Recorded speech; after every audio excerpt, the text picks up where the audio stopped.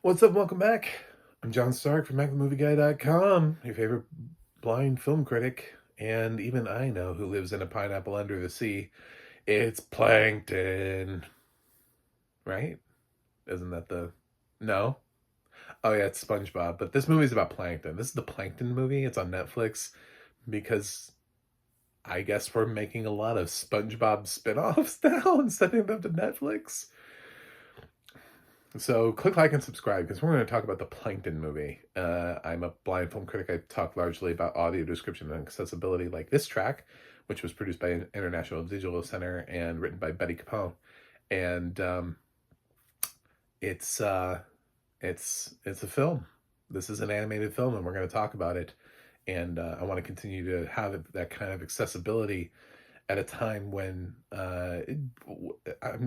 blind people are being blamed for crashing airplanes, and DEI initiatives are being attacked for you having to wait too long at Starbucks.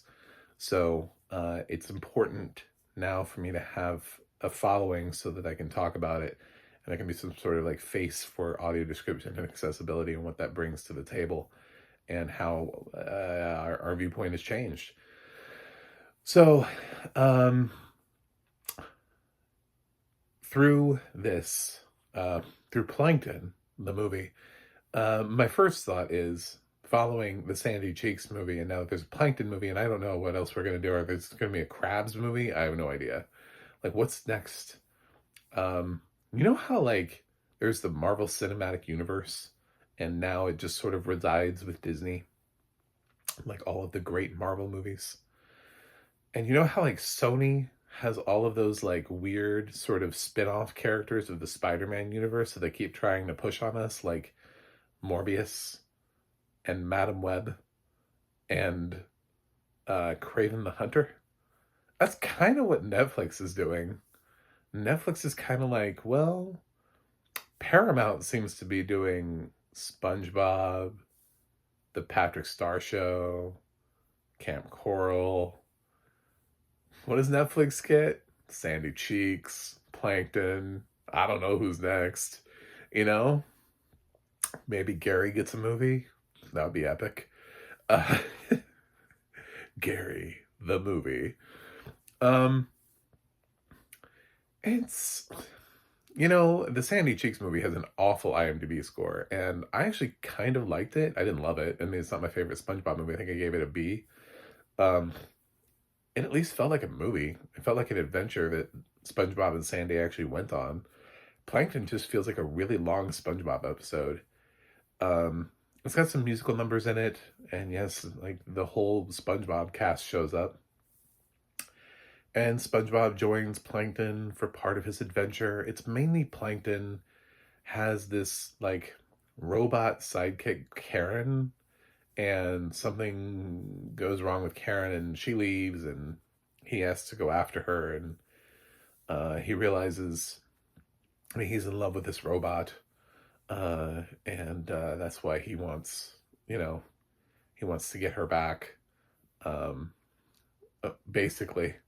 And Karen is also kind of an evil robot and also wants to dominate the world, so they kind of make each other perfect. And I don't know. I mean, I love the fact that the robot's name is Karen. I don't know how many other times Karen has ever been in anything. If she's exclusive to Plankton, I have no idea. I did watch SpongeBob when it started a bajillion years ago on Nickelodeon. I saw like some episodes of it way back when I was younger, and it felt less weird for me to be up to date on SpongeBob.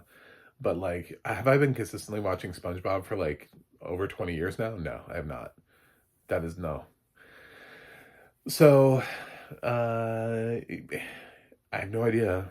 I don't remember Karen as a character from anything I've ever seen, but maybe Plankton has always had Karen, and it's a minor character that's being elevated to something bigger. I was thinking that with Mrs. Krabs. I was like, I know there's a Mrs. Krabs, but it's funny that Mrs. Krabs is being given so much to do in this movie.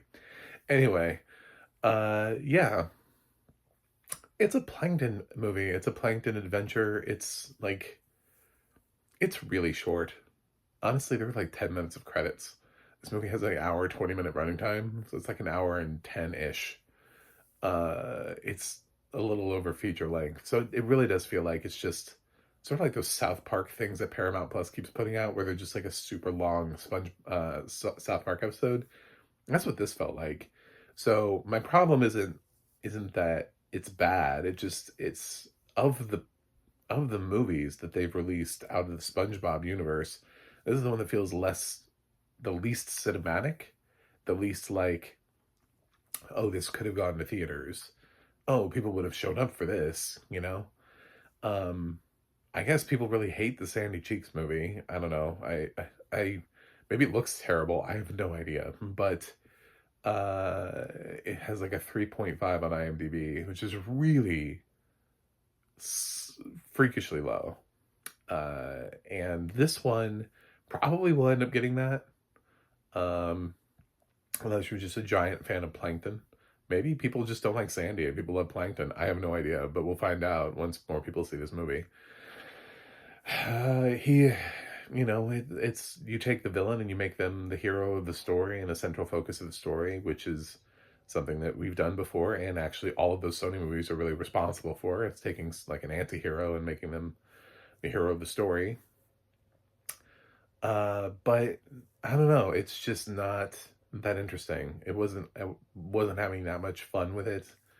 I didn't love the couple of musical numbers that they did. That, there wasn't anything here that stuck out to me. It just kind of felt like, well, if you really like SpongeBob, really, really, and you've been watching everything from SpongeBob to Camp Coral to the Patrick Star Show, and you've seen all of the movies, then this is going to seem on brand for you, and you're going to want to watch this. And if not, and if you've been kind of picking and choosing your SpongeBob content, I don't know if this is going to do it for you. The audio description is really good. There's a lot of cartoonish craziness that happens. SpongeBob at one point, one of the weird things that I remember him doing was he like inhaled 4 cups of coffee, like simultaneously, like he absorbed it. And I thought that was a weird audio description thing to have to do and have to try to describe as to like what it is that he's doing, because instead of just drinking it, he like seemed to like sponge, like put it through his body. I don't know. So this is not a work of staggering genius. So there were a couple things in there where they were definitely being creatively cartoonish, and I thought it was clever, and the audio description tried to relay it in the most succinct way possible. So that's what I liked about it. So the audio description track is fine. There wasn't a time where I was like, oh, where's the audio? Why aren't we hearing anything? Where'd the audio description go? I hate those movies.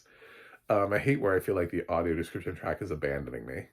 And I didn't feel that with this movie. So I just, yeah, this is my least favorite SpongeBob thing. But still, I like SpongeBob. And there are worse ways you could spend an hour and 10 minutes of your life. So I'm going to lean fresh and give this a C+. Because even though I think it's on brand, I think it gives what it is. I think it feels, the only problem here is that it doesn't feel cinematic, but it's also being released straight to Netflix and not trying to put it into theaters.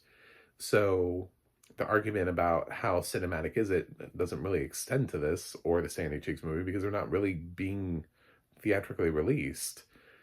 They are kind of like the South Park movies being released straight to streaming. So there you go.